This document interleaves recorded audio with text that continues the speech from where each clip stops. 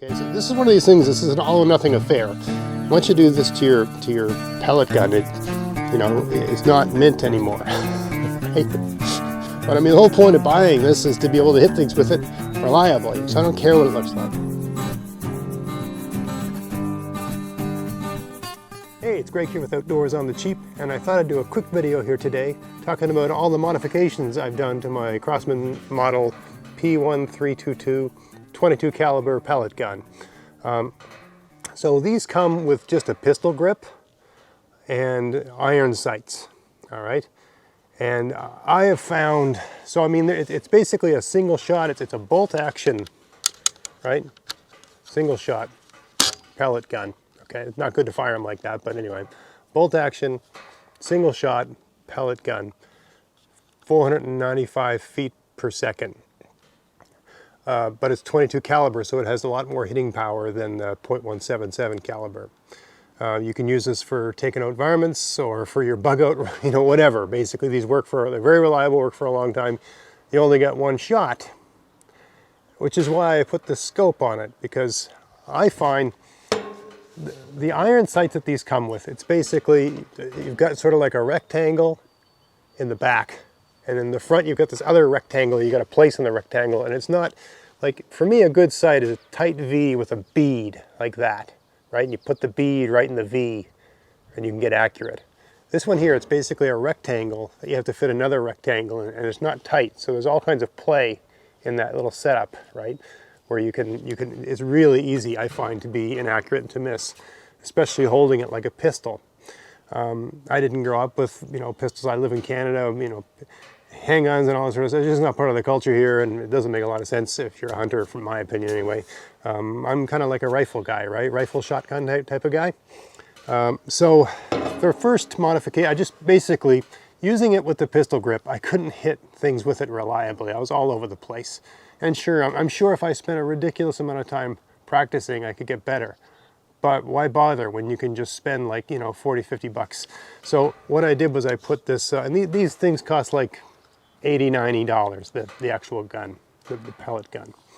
So then I put this, you can buy these aftermarket gun stocks on them. I think they cost like 60 bucks or something, 50, 60 bucks, okay? You just take the pistol grip off, you put this on, it takes a couple seconds. And I thought with it, shouldered up, I'd gain accuracy.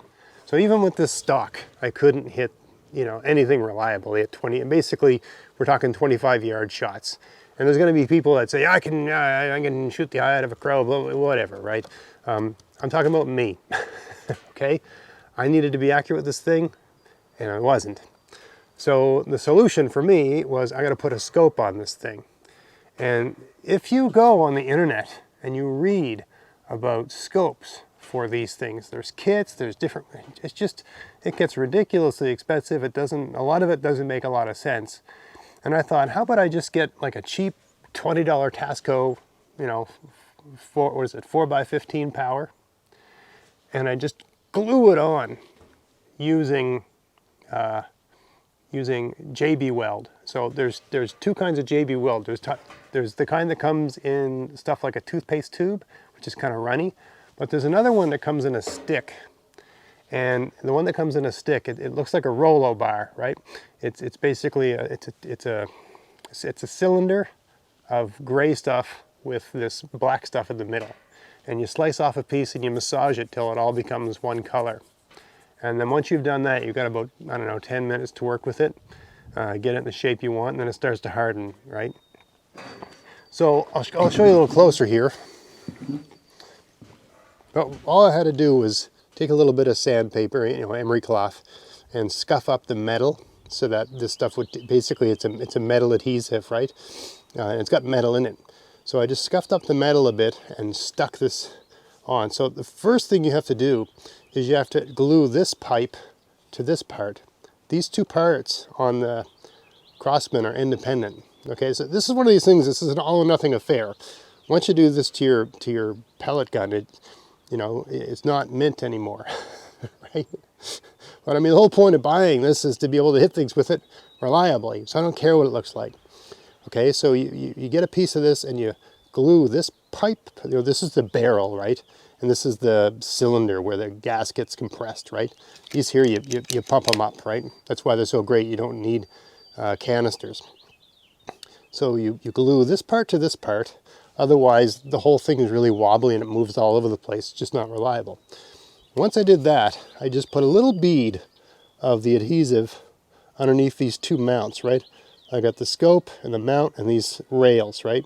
So I attached the scope to the mount to the rail, scope to the mount to the rail, line them up so that they were basically equivalent, put a little bead of the adhesive underneath the rail, and I just pushed it down. I had the thing in a vise, and I just pushed it down and got it as straight as I could get it by eye, just eyeing it up. As straight as I could get it by eye, just eyeing it up.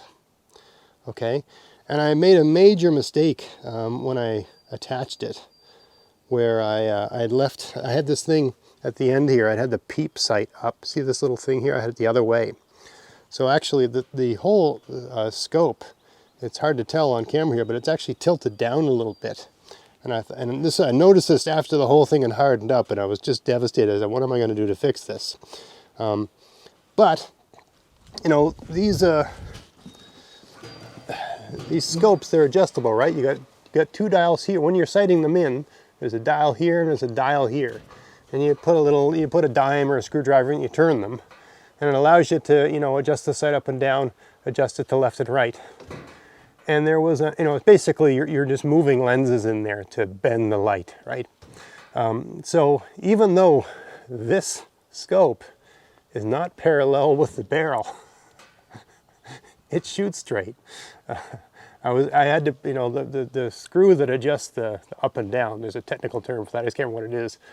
I have it in as far as it'll go. But at 25 yards, which is all the range I want with this thing, I can hit anything I want, you know, with about a quarter's accuracy, reliably, which is not where I was before, right? I can reliably hit anything with a quarter's accuracy. That's what I wanted. That's what I got. A couple other things to mention. Different kinds of pellets you can get. I mean, like the standard ones you might get for something like this are, you know, maybe 5 grain or something like that. You can get ones that are 7.4 grain, depending on what you're trying to take out, right? You can get these ones that are a lot bigger, 14.3 grains, right? And you can even get even larger ones. I think this one here is 16.7 grain, right? So I mean, there's a sweet spot between your grain just speaks to the weight of the bullet. There's a sweet spot for every kind of bullet in terms of the velocity and the hitting power. You know, every weapon has an ideal bullet weight that works for it. That gives the most stability in the flight, the most hitting power, and the most range, right? These things are all a balancing equation. But anyway, yeah, I found this thing to be now very reliable, works great. This is, to me, the ideal modification for one of these things. If you're using it to shoot things you don't want around, and you want it to be reliable and you don't want to mess around, what's the point of having a high rate of fire if you're missing all the time, or it's not, you know, sufficiently devastating when you hit? With this approach, it's all solved. Anyway, hope you found that video interesting. If you did, please like, share, subscribe, and until next time, enjoy the outdoors on the cheap. Thanks for watching.